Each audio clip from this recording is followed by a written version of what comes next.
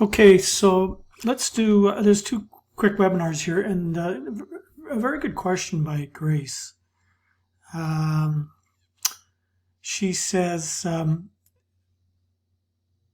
would use the gap fill approach, i.e. NVCR, you said it's a dead cat bounce. Why wouldn't it be a gap fill?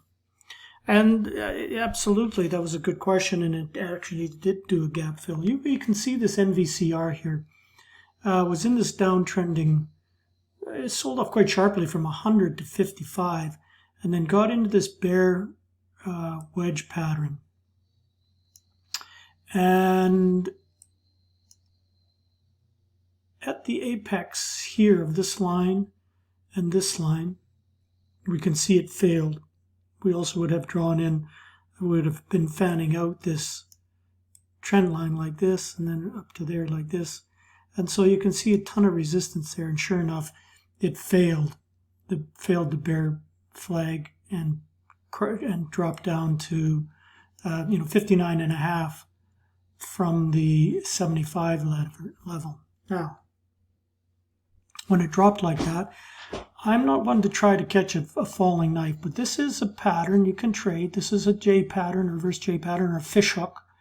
And in this case, if you had have taken where it double bottomed here, now I'll get into this in a second, but if you had taken the trade at the double bottom and traded this for the fish hook and the gap fill, there was a nice $5 move in there.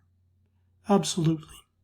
And that's exactly what happens on a dead cat bounce. Quite often they'll come back up, fill the gap, and then roll over, come up to resistance and roll over and then sell off again. That's what happened here. But this is your J pattern or fish hook pattern. Fills the gap, so you buy it at 60, you sell it at 65, and then it rolls over, and who knows what it does now, maybe flags some more bear flags before it trades lower. For now, this is a bearish chart, but that was a good call. You could have traded that. It was a dead cat bounce, but it does bounce, and you don't. But the problem with a dead cat bounce is you don't know how high it's going to bounce. And that's the same with the fish hook pattern. You don't know how high it'll go. You know that when it does turn, it usually runs for 3 days. And that's what we got. And then it got up to resistance on the third day, failed. Fourth day rolls over and comes off.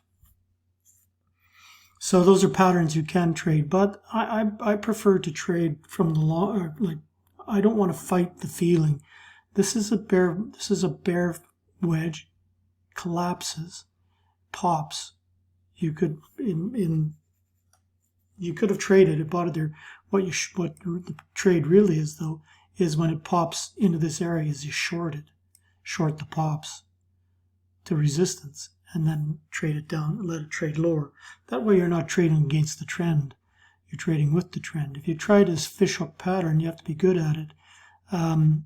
You are trading against the trend. But it's usually, when it double bottoms like that, you can usually expect it to run 3 days up. 1, 2, 3. Got to resistance, rolls over. So that's just the way I would have traded it. But this is a dead cat bounce. That's what we call a dead cat bounce. And there actually were no cats, dead or alive, used in making this video.